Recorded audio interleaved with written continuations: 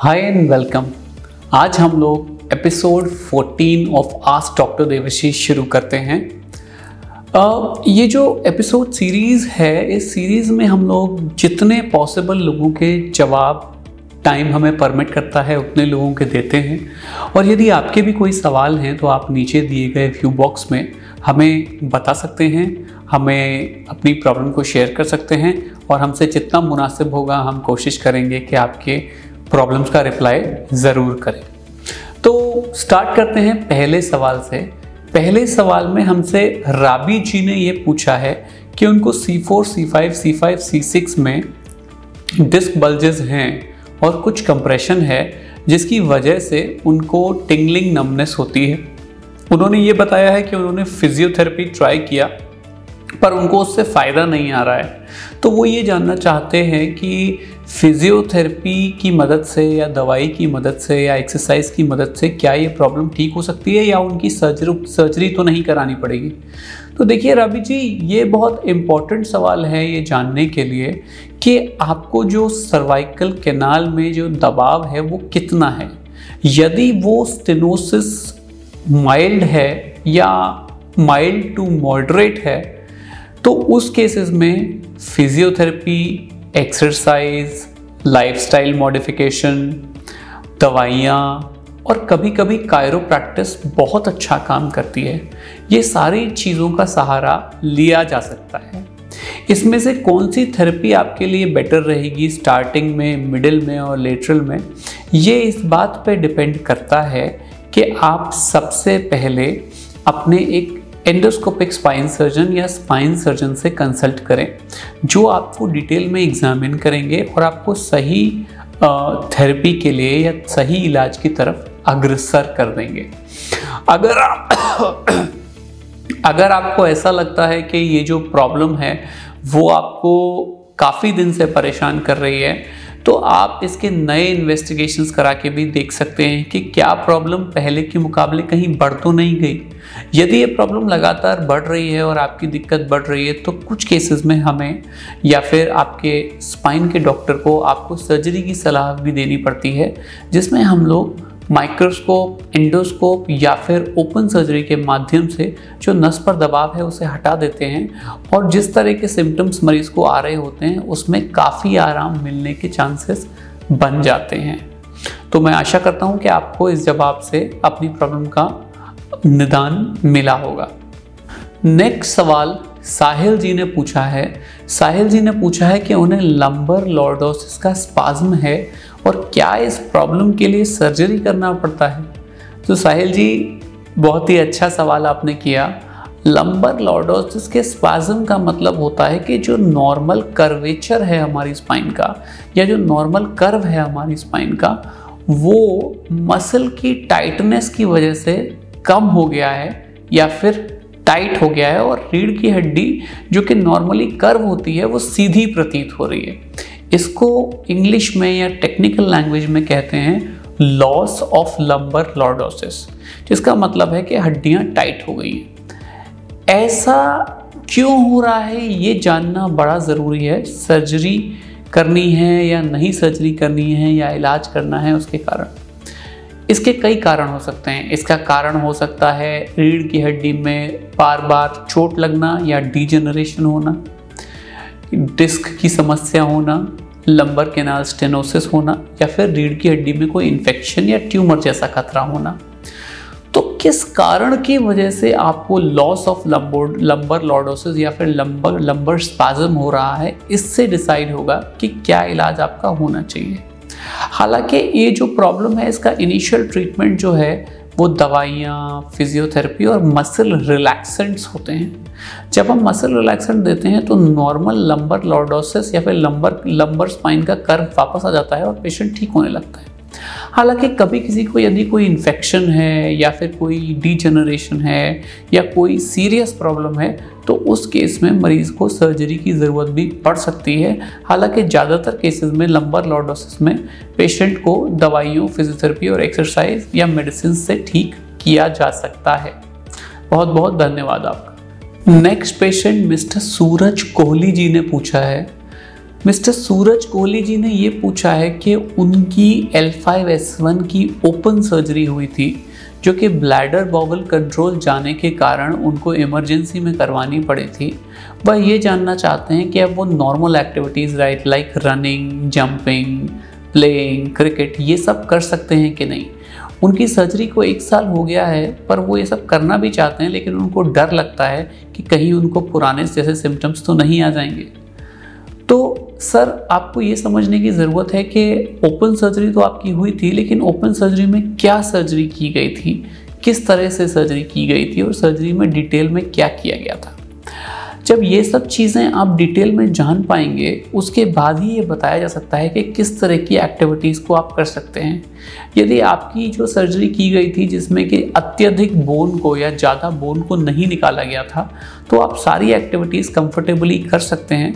But यदि आपकी surgery में बहुत सीवियर बोन निकाली गई है या आपकी स्पाइन में कोई रेजिडुअल इंस्टेबिलिटी है या फिर कोई नॉर्मली आपकी स्पाइन में स्टेबिलिटी कम है तो हो सकता है आपको ऐसी लाइफस्टाइल से अवॉइड करना पड़े जिसमें कि आप लोग वज़न ज़्यादा उठा सकें या खेल सकें या कूद सकें।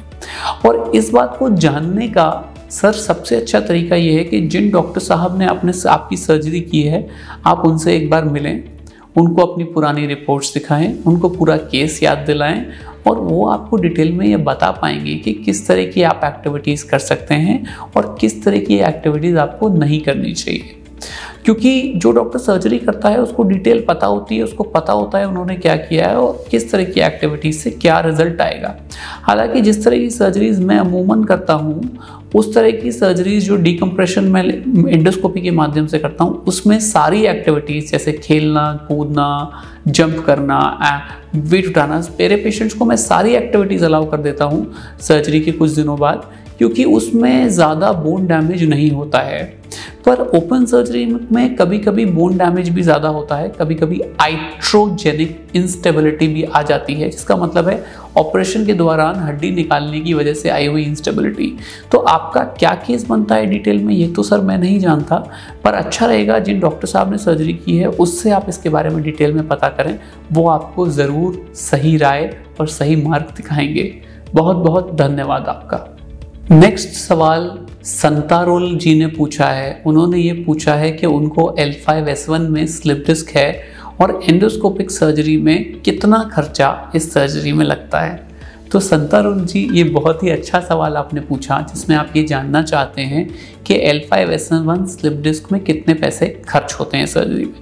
तो संतारोल जी मैं आपको एग्जैक्ट पैसे बताने में असक्षम हूँ क्योंकि ये बहुत बातों पर डिपेंड करता है। ये डिपेंड करता है कि किस तरह का हर्निएशन आपको हुआ है, क्या आपको ओपेसिफिकेशन है डिस्क का, क्या कोई बोन फॉर्मेशन है डिस्क में, क्या आपकी हार्ड डिस्क हर्निएशन है, क्या हर्निएशन में बोन रिमूवल की ज़रूरत है, क्या आपका हर्निएशन जो है वो शॉर्ट टर्म है या लॉन्ग टर्म है।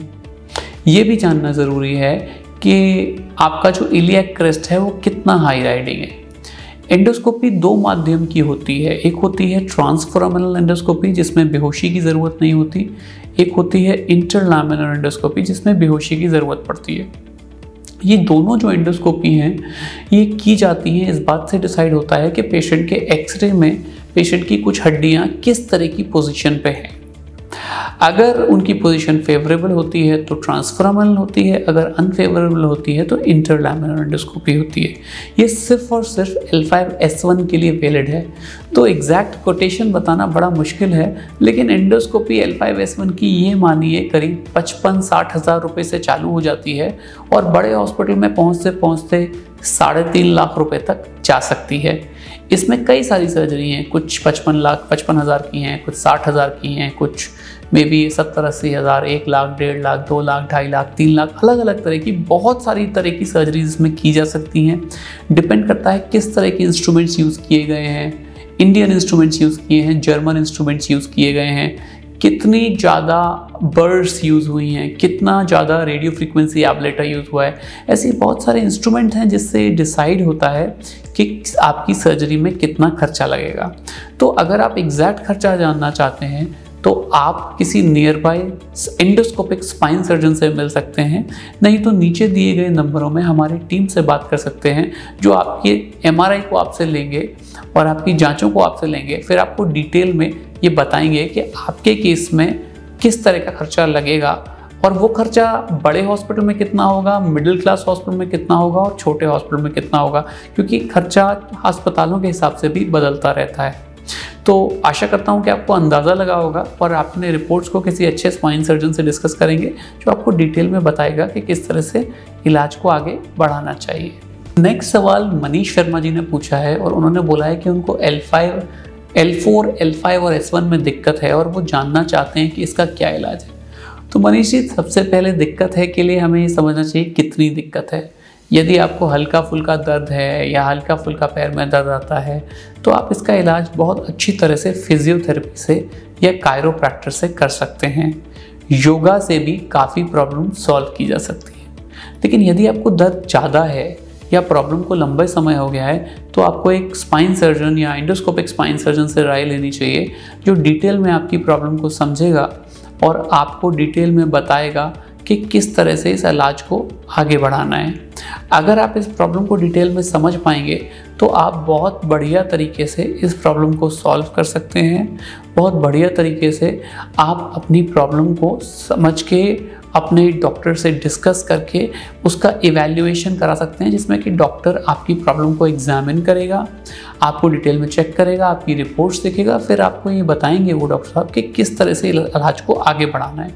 तो खाली प्रॉब्लम ऐसे ये आइडेंटिफाई नहीं होता कि किस तरह से इलाज होगा। अगर प्रॉब्लम कम है तो फिजियोथेरेपी से हो जाएगा, अगर थोड़ी ज़्यादा है तो दवाइयों की ज़रूरत पड़ेगी, अगर और ज़्यादा है तो हो सकता है इंजेक्शन की भी ज़रूरत पड़े, अगर उससे भी ज़्यादा तो हो सकता है किसी किसी केस में ऑपरेशन की ज़रूरत पड़े। तो डिपेंड करता है सर आपको दिक्कत कितनी है, और उसके लिए ज़रूरी है कि अपनी रिपोर्ट्स को किसी अच्छे स्पाइन सर्जन से शेयर करें। अपनी रिपोर्ट्स को आप चाहें तो हमारे नंबरों पर भी शेयर कर सकते हैं, और उसके बाद सही राय आपको दे दी जाएगी कि किस तरह से आपकी प्रॉब्लम का इलाज हमें आगे बढ़ाना चाहिए। Thank you very much.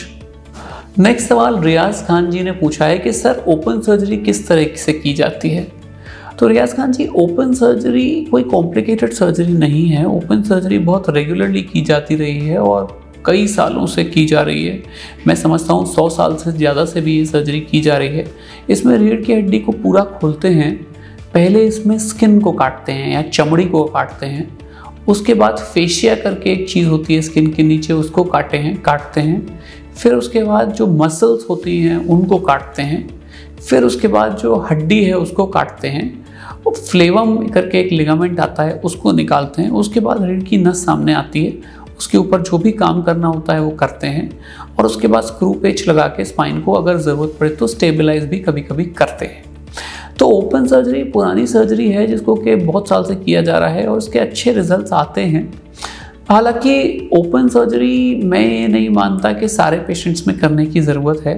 कई पेशेंट्स का इलाज बिना ओपन सर्जरी के भी माइक्रोस्कोप के माध्यम से किया जा सकता है, और बहुत सारे पेशेंट का इलाज इंडोस्कोप के माध्यम से किया जाता है। इसमें माइक्रोस्कोप से भी छोटा चीरा होता है और कोई भी खतरा नहीं होता, क्योंकि ज़्यादातर इंडोस्कोपिक स्पाइन सर्जरीज बिना बेहोशी के की जाती हैं, रिस्क फ्री होती हैं और बहुत ही कंफर्टेबल होती हैं। तो मेरा मानना ये है कि बहुत ही सेफ़ और बढ़िया अल्टरनेटिव है ओपन सर्जरी का माइक्रो सर्जरी और एंडोस्कोपी। लेकिन कुछ केसेस में ओपन सर्जरी ही की जाती है, जैसे कि स्कोलियोसिस सर्जरी। और भी कुछ सर्जरी होती हैं जिनमें ओपन सर्जरी की ज़रूरत पड़ती है, जिनमें माइक्रोस्कोप और एंडोस्कोपिक से काम नहीं चलता। लेकिन कई केसेस में माइक्रोस्कोपिक और एंडोस्कोपिक सर्जरी बड़ी अच्छी तरह की जा सकती है और जिससे बहुत अच्छा रिजल्ट लिया जा सकता है। तो मैं आशा करता हूँ कि आपको मेरी बातें समझ में आई होंगी और आपको अपने कुछ सवालों के जवाब ज़रूर मिले होंगे। दोस्तों, मैं जानता हूँ कई लोग ये किचक कहते हैं, मुझसे कंप्लेंट करते हैं कि मैं उनके सवालों के जवाब नहीं दे पाता, पर सर ये समझना भी ज़रूरी है कि मेरे पास जितना भी टाइम होता है मैं पूरी कोशिश करता हूँ जवाब दूँ। मैं कोशिश करता हूँ कि ज़्यादा से ज़्यादा लोगों के रिलेवेंट जवाब दूँ, लेकिन सारे सवालों के जवाब देना मुश्किल होता है। तो सर मुझे उसके लिए माफ़ी भी देंगे, और मैं कोशिश करता रहूँगा ज़्यादा से ज़्यादा एपिसोड बनाने के लिए, ज़्यादा से ज़्यादा जवाब आप तक लाने के लिए। और अगर आपको ये चैनल अच्छा लगता है तो आप सब्सक्राइब कर सकते हैं हमारे चैनल को, जिसमें हम स्पाइन और उससे रिलेटेड प्रॉब्लम्स की बातें करते हैं, स्पाइन के पेशेंट्स के रिव्यूज़ लेते हैं और आस्क डॉक्टर देवाशीष चलाते हैं, जिसमें कि हम हमारे पेशेंट्स या हमारे दर्शकों की कोई भी अगर सवाल होते हैं उनको जवाब देने की पूरी कोशिश करते हैं। तो नेक्स्ट एपिसोड के साथ फिर से आपके सामने हाजिर होऊंगा, और जब तक के लिए बहुत बहुत नमस्ते और आप लोगों का बहुत बहुत धन्यवाद। मैं चाहता हूँ कोरोना टाइम चल रहा है, सब लोग स्वस्थ रहें और मास्क लगाएं और अपना बहुत बहुत ध्यान रखें, क्योंकि कोरोना भी ख़त्म नहीं हुआ है, इसलिए सब लोगों को ध्यान रखने की ज़रूरत है। हमारे जैसे डॉक्टर लोगों को तो रेगुलरली हॉस्पिटल जाना पड़ता है, पर जो लोग घर रह सकते हैं वो अननेसेसरी बाहर निकलें तो फिर मास्क लगा के रखें और उचित दूरी का हमेशा बनाए रखें।